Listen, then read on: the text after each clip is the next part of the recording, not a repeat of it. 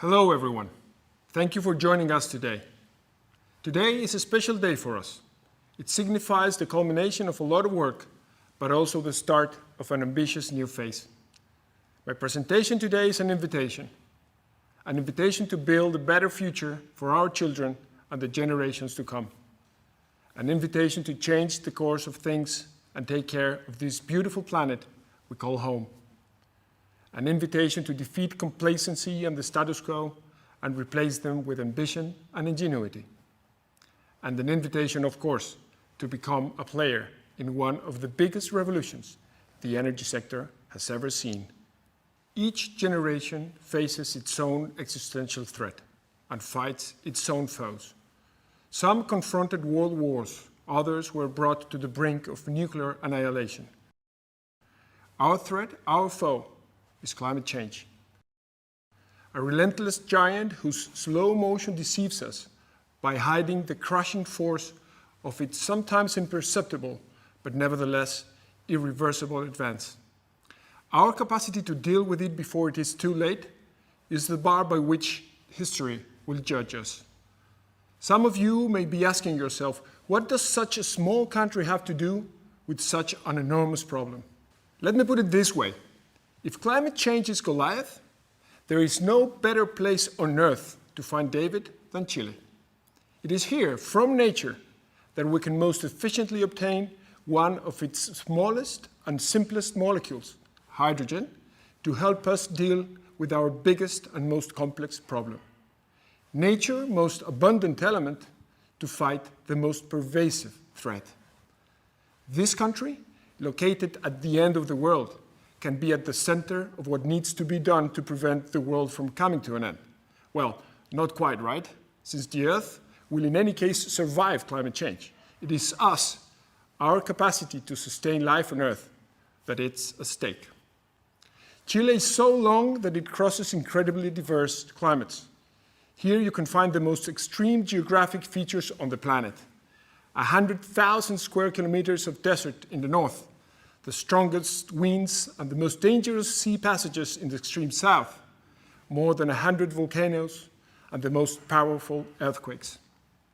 Our extreme geography has made our people resilient and hospitable. It is full of copper, produces great wines and fruits, and offers unique destinations for tourism. But along Chile's more than 4,000 kilometers, you can find almost no fossil fuels.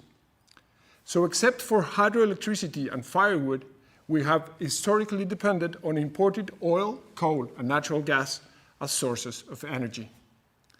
That dependence, however, thanks to our geography, is starting to change. Chile's capacity to produce electricity with renewable energy is enormous.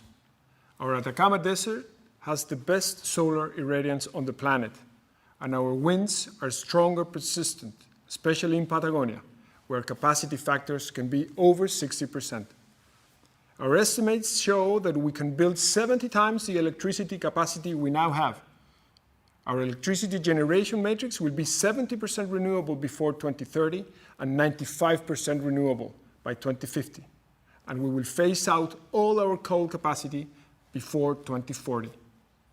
That opens many opportunities. We will use cheap and clean electricity to replace fossil fuels in transportation, industry, and heating. But more importantly for us today, our renewable potential puts us in a unique position to produce hydrogen. As you know, when hydrogen is obtained from water using renewable electricity, it is called green hydrogen. It does not look green to the eye, as my small daughter thought. It is green because its production generates no emissions. And given its special characteristics, it is the most promising solution to abate emissions in energy-intensive sectors like steel, cement, and heavy transport, which are hard to electrify. Studies estimate that by 2050, 20% of the final energy demand globally will be supplied by green hydrogen, that it will contribute up to 45% of global CO2 emissions reduction, and generate revenues of $2.5 trillion. Even if these projections end up being too ambitious, our David will nevertheless be pretty big and powerful by then, and its capacity to replace fossil fuels will make it an indispensable contributor to the fight against climate change. To make these projections happen, the biggest challenge is to reduce the cost of producing green hydrogen. And when you run the numbers, as we did with the support from McKinsey & Company, this is what they show. Chile is the cheapest place on Earth to produce green hydrogen. Our cost of producing electricity with renewables is so low that by 2030, as the cost of electrolyzers go down, we will be able to produce green hydrogen at $1.3 per kilo in Patagonia with wind and at 1.4 in the north with solar PV. What about our export potential? Well, our geography helps us here again. Chile is so narrow that you're always pretty close to the coast. That gives us an advantage in logistics, since the required investment in transmission lines or pipelines is much lower than in countries where the renewable resources are several hundred kilometers inland. All things considered, our cost of production can be so low that it more than compensates the relative disadvantage we have given our distance from potential buyers. And because of our location at the tip of the Americas, we can export to Europe from Patagonia through the Atlantic or to Asia from the north through the Pacific. We also have free trade agreements with almost 90% of the world's GDP, a stable and open investment regime, and a mature and competitive energy sector. For all these reasons, Chile is the ideal place to produce and export green hydrogen and its derivatives, including ammonia, methanol, synthetic fuels. Green hydrogen is a strategic opportunity for Chile for other reasons too. It can play an essential role reducing the carbon footprint of some of our most important export industries, including mining, replacing diesel, and agriculture with green fertilizers. It can also reduce the emissions in shipping, essential for a distant country with an open economy. To become leaders in this industry, we have developed an ambitious green hydrogen strategy that is available on our website. It includes contributions from different actors, government officials, members of the opposition, academics, private companies, policy experts, and civil society to make sure it has the broad support it requires. We have set ourselves 3 targets. First, to produce the cheapest green hydrogen on the planet by 2030. Second, to be among the top 3 exporters of green hydrogen by 2040. And third, to have 5 gigawatts of electrolyzer capacity under development by 2025. This means more than doubling our current solar and wind capacity.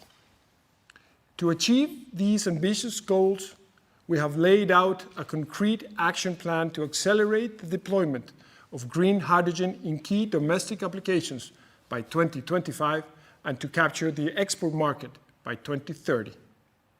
We are announcing a $50 million funding round for green hydrogen projects to help investors close gaps and create early expertise. We are giving priority to all our public lands with strong renewable resources for the development of green hydrogen projects. We are developing the required regulation. We are launching 2 government task forces to foster the private and public commitments that are necessary to rapidly establish 3 hydrogen consortiums of at least 1 gigawatt each.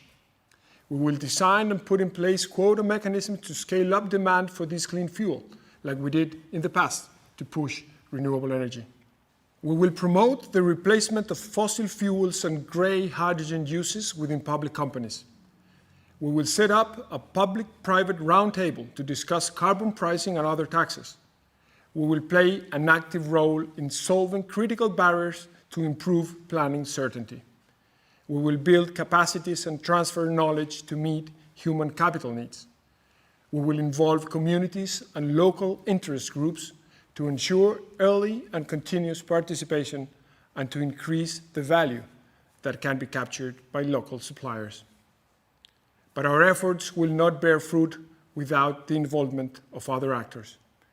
We need off-takers, actors who create and lead the partnership to ensure demand volume. We need financial investors to deploy capital in this emerging energy market. We need engineering and technology for design, construction, and operation. We also need electricity providers, existing or new, and producers responsible for operating the process. Climate change is our biggest challenge, but it holds enormous opportunities. One of them, maybe the largest one, is green hydrogen. I invite you all to join us, to come down to Chile and make this once-in-a-generation opportunity a reality. Thank you.